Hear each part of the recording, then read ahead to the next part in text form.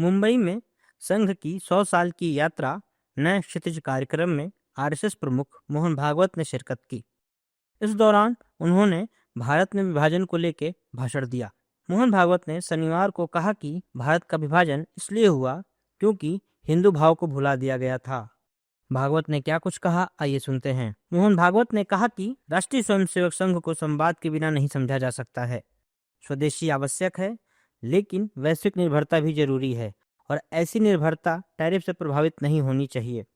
धर्म के कारण विभाजन हुआ। हमने कहा कि हम सभी धर्मों का सम्मान करते हैं क्योंकि हम हिंदू हैं। कुछ लोग कहते हैं कि यह गलत है।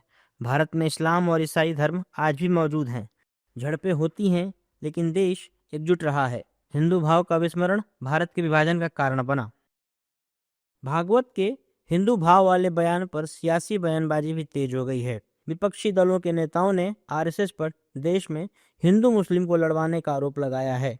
इस दौरान विपक्षी दलों के नेताओं का कहना है कि आरएसएस और हिंदू संगठनों का भारत से कोई भावनात्मक लगाव नहीं रह गया है।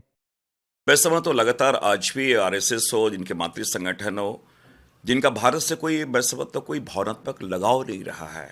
यही एक कारण है कि अंग्रेजों के खिलाफ ना तो ये युद्ध में कभी शरीक हुए, और तो और जब 1942 में भारत छोड़ आंदोलन की बात करें तो अंग्रेजों के साथ ये खड़े हो गए।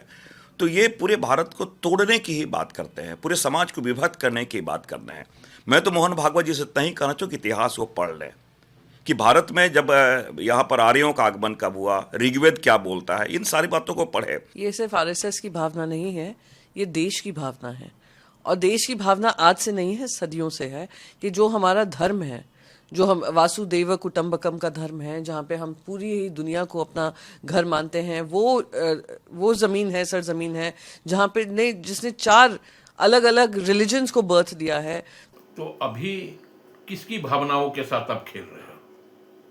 ये तो मोहन भागवत को बताना चाहिए कि उन्नाव में जो घटना घटी, आपके विधायक थे उस दुष्कर्म में शामिल, वो भी हिंदू बेटी थी। यही भारतीय जनता पार्टी का एक लाइन है। वहीं दूसरी ओर बीजेपी ने भागवत के बयान का समर्थन किया है। बीजेपी नेताओं का कहना है कि मोहन भागवत ने जो कहा है सही कहा है। अगर हिंदू समाज के लोगों में एकता का भाव होता तो शायद विभाजन नहीं होता।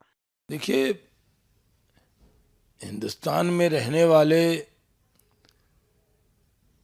जो मेजॉरिटी कम्युनिटी के लोग हैं, जो हिंदू समाज के लोग हैं, वो एका का भाव अगर होता तो विभाजन न होता, यही सरसंघ चालक जी ने कहा है।